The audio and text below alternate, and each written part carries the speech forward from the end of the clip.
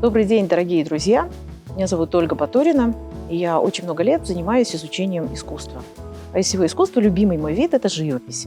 А в живописи самый известный и самый главный художник – это Леонардо да Винчи. И главная его картина «Мона Лиза дель Джоконда» совершенно не случайно занимает такое место.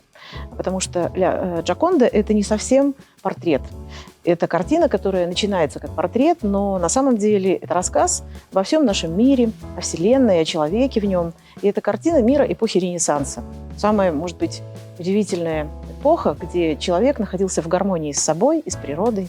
Но самое удивительное в Джоконде – это ее улыбка, неуловимая, вечно изменчивая, абсолютно неповторимая. Если мы с вами посмотрим на копии Джоконды многочисленные, то в каждой своей копии Мона Лиза будет абсолютно однозначной. То есть она будет грустной или скучной, или строгой, или радостной. И это всегда будет отражение вашего настроения. И только у Леонардо да Винчи настоящая Джоконда все время меняется, как наша жизнь. Бывает искусство простое и понятное, там, где отражается красота природы или предметов. И мы откликаемся на эту радость узнавания. А бывает искусство непонятное, где нет сюжета, где нет фигур, где нет истории, а мы к ней привыкли. И особенно любят такую абстрактную живопись художники XX века. Живопись вообще все время меняется, потому что на самом деле живопись меняется тогда, когда меняется мир. Художники – это такие инструменты в руках Бога. Художники – это такие локаторы, которые воспринимают идеи своего века, своего времени и выдают их в образах.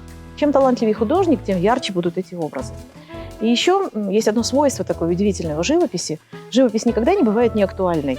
Ну, то есть даже искусство, созданное 2000 лет назад, все равно рассказывает нам про самих себя. И интересно нам, потому что мы в живописи древнегреческой или античной, римской, или в эпохе Ренессанса, или в живописи барокко все равно узнаем себя.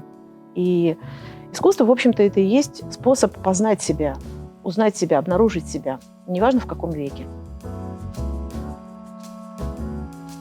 В искусстве есть два главных вопроса – что сказать и как сказать. Что сказать – это сюжет, та история, которую нам рассказывает художник. А вот как сказать – это его метод, это его изобразительный язык. Но самый главный вопрос в живописи – это на самом деле вопрос философский. Кто мы, откуда мы, куда мы идем? Потому что художники каждый раз изображают нам невидимый мир, который привычный, профанный, банальный, а тот мир, который скрыт от нас, мир смыслов. Потому что главная работа художника – это духовная работа, и он открывает нам смыслы. Но иногда искусство бывает таким непонятным, что ты не знаешь, как его раскрывать, как его постичь.